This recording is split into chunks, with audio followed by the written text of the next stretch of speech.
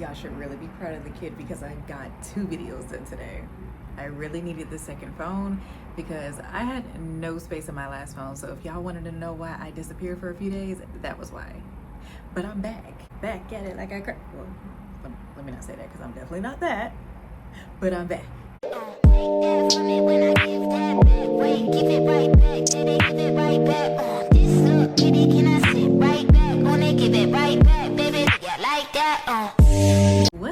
What's good in the YouTube hood? It's your girl Luna Nova, and I'm back with another one for y'all today, and it's Folklore Friday, so y'all know what that means. This is the Mystic Muse, and I'm Luna, and every Friday I pick a different folklore creature, cryptic, or story to talk about on my channel. And today we're traveling to a land as ancient as time itself, and that would be Australia. But this isn't about kangaroos and koalas. This is about deep spiritual lore, creatures of legends, and eerie tales that echo through the bush, desert, and the dreaming. Some of these stories are sacred, some of them are shadowed in mystery, and others are just straight up spooky. So let's get into it. Be sure to grab your favorite snack, something to drink, because this one might be a little bit long because let's face it, anything dealing with Australia is usually wild. So buckle up, buttercup. Long before colonization, the Aboriginal people of Australia hold and still hold one of the longest continuous spiritual systems in the world. And these ancient stories would be known as Dreamtime or the dreaming. Of course, these are not just myths, they are laws, blueprints, and maps for how the world was not only created, but how life was intended to live. In Dreamtime, ancestral beings shaped the lands. I'm talking mountains, rivers, animals. They were all created by different creator spirits. One of the most well-known figures is the rainbow serpent, a massive divine snake that carved out the rivers and the mountains as it slithered across the earth. This powerful serpent would bring about rain and fertility, but it also would bring about chaos if disrespected. Then there's Bunjil the eagle, the sky father who created the world, and Tiddalik the frog, whose thirst caused a drought so severe that the animals had to trick him into laughing to return water back to the earth. These stories are absolutely sacred to the Aboriginal people of Australia. They teach respect for balance, nature, and consequence. They also remind us that the land is alive and always listening. If you thought that Bigfoot was an exclusively American thing, think again. In Australia, they have the Yowie, a massive, hairy, human-like creature that's said to roam the deep bush. Unlike the playful tone that's usually associated with Sasquatch, the Yowie is often feared in Aboriginal folklore. And the Yowie is not just a cryptid. It's a spirit of wilderness tied to warning stories, usually told to keep people away from sacred or dangerous places. Travelers tell tales of being stalked through the thick bushland, hearing low growls and heavy footsteps in the night. Sightings have been reported all across Greenland and New South Wales. While some may dismiss this as a silly urban legend, others have sworn that they have seen this creature.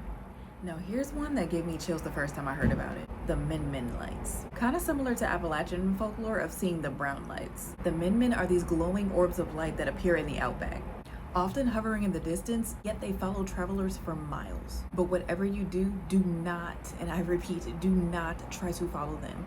People who have reported trying to follow them have often disappeared afterwards. And if they didn't disappear entirely, they often came back with memory loss, strange marks on their bodies, and often having the eerie feeling that something followed them back. But what exactly do y'all think? Are they spirits? Are they UFOs? Some people also suggest that they're spirits of people who died alone in the desert, often wandering between lands, leading people to their same fate. Now let's talk about one of the most feared creatures in Australian folklore, and that would be the Bunyip. This swamp-dwelling beast has been described in several different ways. A giant dog-like creature with tusks and glowing eyes. Some say that it howls at night, while others say that it drags people under the water if you come too close. Now the Bunyip is a protector of the sacred water holes and holds a very heavy reminder: don't tread where you don't belong. Both Aboriginal peoples and the early settlers feared this creature. Even today, people report strange growls and ripples coming from the water with no source.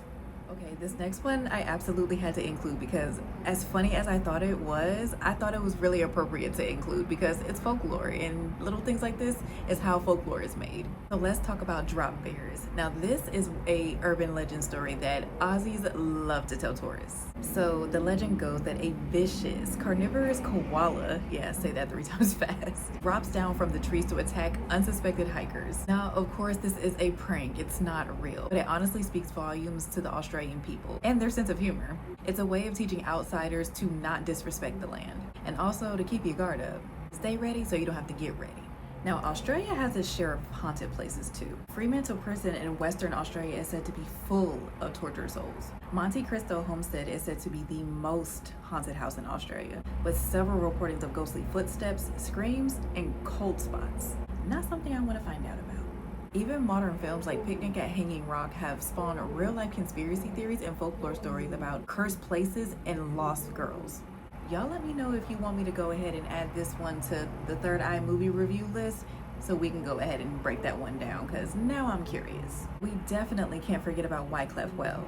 You know, the UFO capital of the world? Yeah, that place. Whether we're talking about the dreaming, Minman lights, the Bunyip, or the Yowie, the through line of Australian folklore is simple but powerful. The land is alive. It holds memory, has a spirit, and there are consequences for disrespecting it. In a place as vast and wild as Australia, those stories were made for survival. The key to understanding Aboriginal mythology is the concept of dreamtime, or dreaming. Broadly speaking, dreamtime is a worldview held by Aboriginal Australians, encompassing the rules and morals for living a good life and upholding relationships between people, animals, and the environment. As part of this broader concept, dreamtime is also the era before the world existed, during which everything we know was created. Spiritual beings and ancestors roamed a formless space, creating all the details of the earth, such as mountains and rivers. These dreaming stories are fundamental, often providing environmental understanding, like the phases of the moon, and moral guidance, like showing respect towards animals. Mythical creatures from around the world. Today we'll be looking at a creature from Indigenous Australian mythology. A creature known as Tiddalik, the giant frog. According to the Indigenous Dreamtime stories of Australia, Tiddalik was a rather greedy frog that woke up one day extremely thirsty. He went to get a drink but ended up drinking all the water in the land, causing the lands of Australia to dry out, and the animals and plants began dying. The other creatures devised a plan to make Tiddalik spew out all the water he kept in his belly. They made him laugh until he spewed it all out. I wanted to share this story because it's one I grew up listening to a lot. One of the Indigenous elders that would visit my school when I was around 6 or 7 would tell us Dreamtime stories, and this was one of them. Hits me with nostalgia. The Yowie, also known as Australian Bigfoot. Newspapers as early in the 1850s were talking about this creature.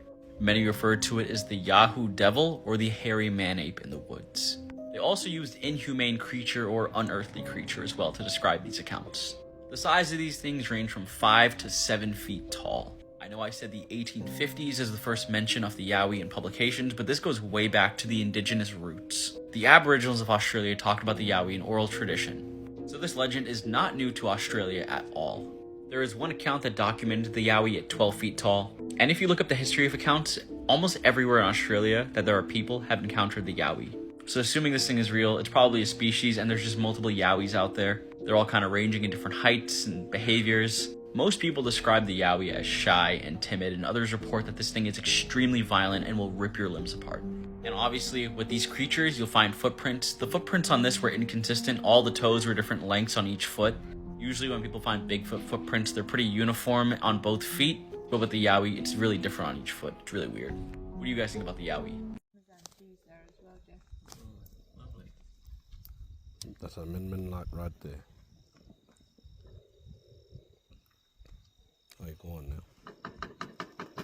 Might come back. There. That one there. That light. See, getting brighter. There, see? Yeah, people call that a Minman light. That's what we call a spirit traveling through the country. See 2 of them there?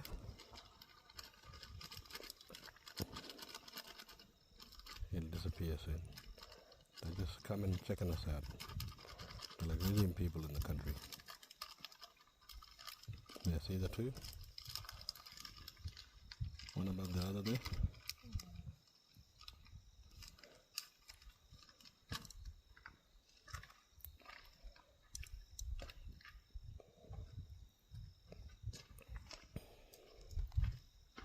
Are they always low on the horizon like that? If you hear bubbling coming from the swamp and a groan in the reeds, it might be a bunyip.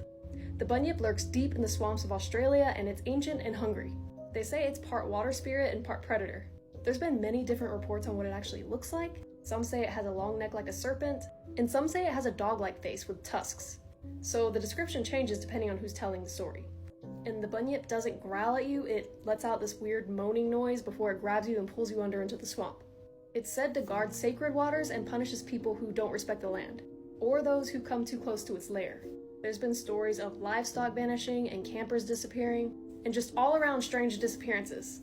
So if you're ever exploring the outbacks and the swamp areas, be careful.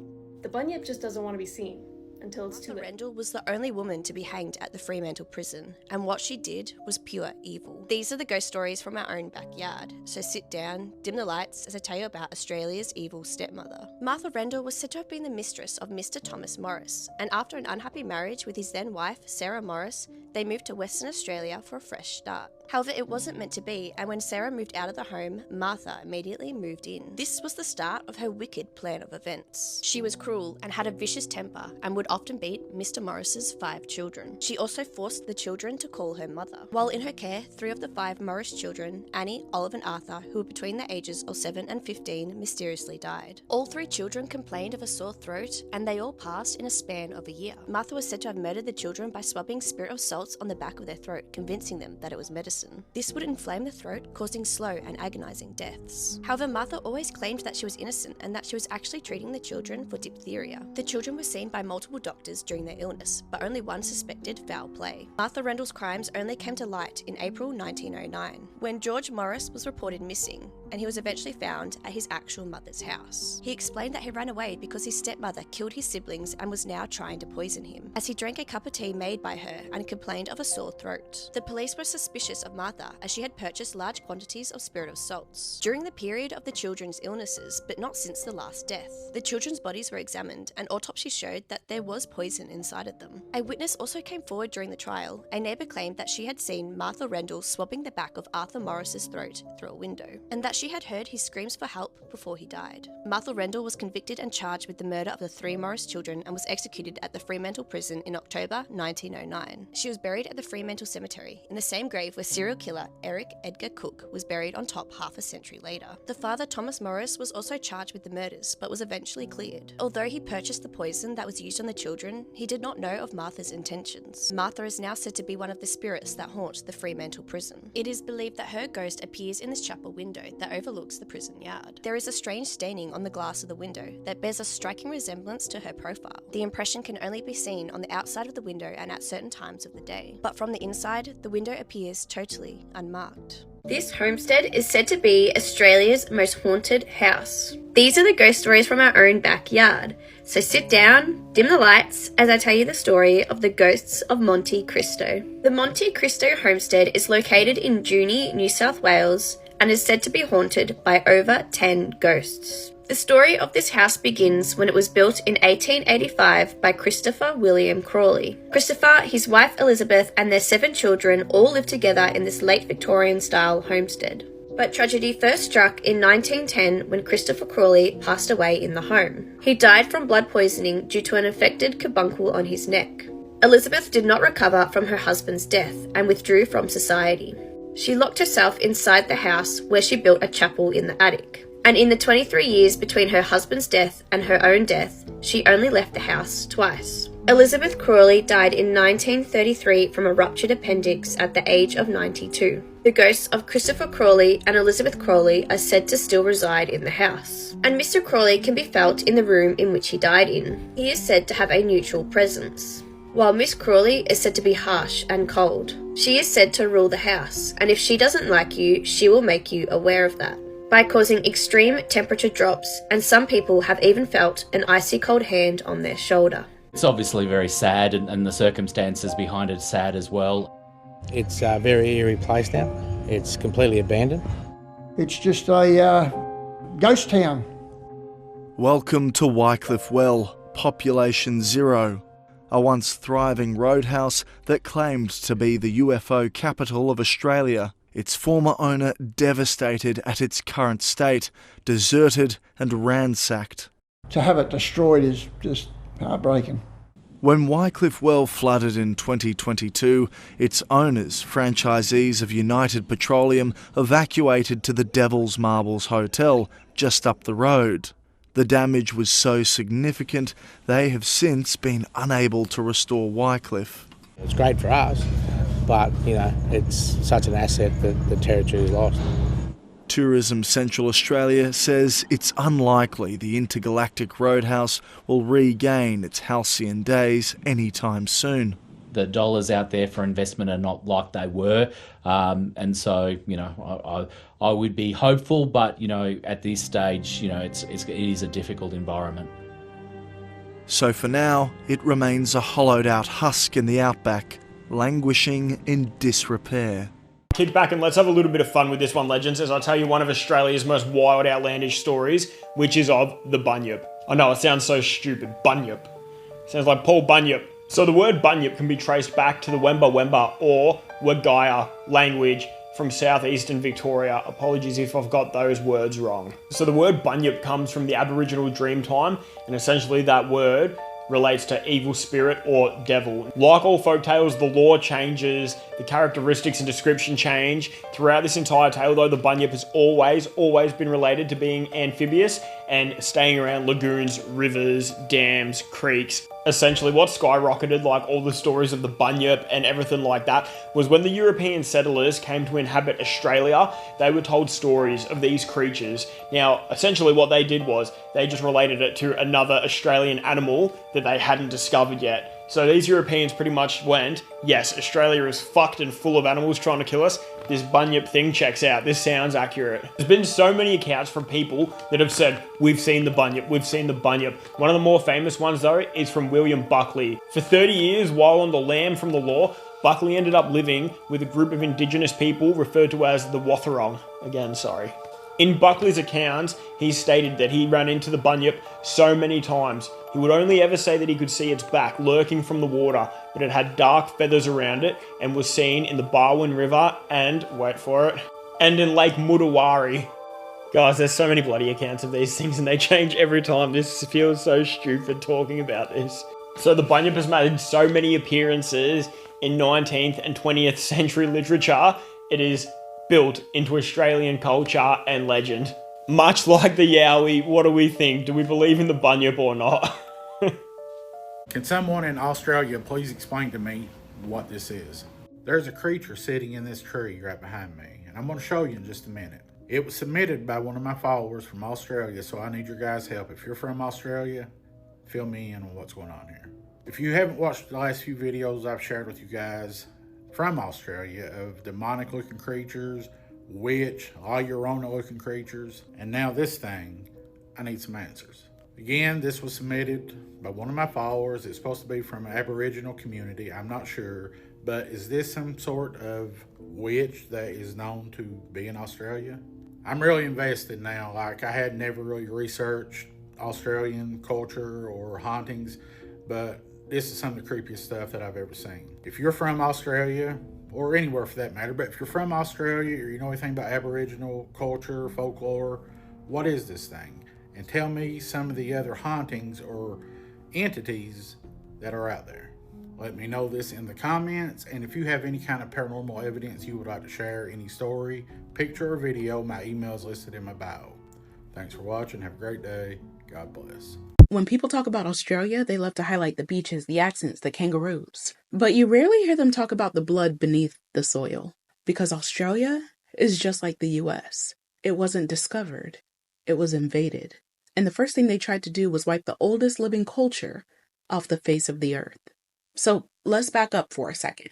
The Aboriginal people of Australia have been on that continent for 65,000 years. Let that sit. They are the oldest continuous culture on Earth. Not only did they live in harmony with the land, they had complex languages, spiritual systems, astronomy, trade, and none of it was savage or primitive. But when the British showed up in 1788, they saw none of that.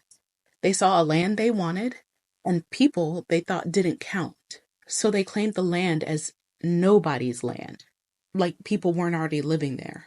And what followed was centuries of massacre, displacement, slavery, and dehumanization. Aboriginal people were hunted like animals. Entire tribes were wiped out. Their water sources were poisoned. Children were taken. Women were assaulted. Men were imprisoned, sometimes for just being Aboriginal. Their language banned. Their cultural practices outlawed. Their sacred land stolen. They weren't even considered full citizens on their land until 1967. Let me repeat that. The original custodians of that land weren't counted as people until less than 60 years ago. And from the late 1800s to the 1970s, the government had a plan to breed out the Black. That's not an exaggeration. That's what they actually called it. They took thousands of Aboriginal children from their families, the stolen generation, and placed them in white homes or church institutions. Sound familiar? They erased their names, told them their families didn't want them. And when those children cried for their mothers, nobody came. Because colonialism isn't just about land. It's about memory.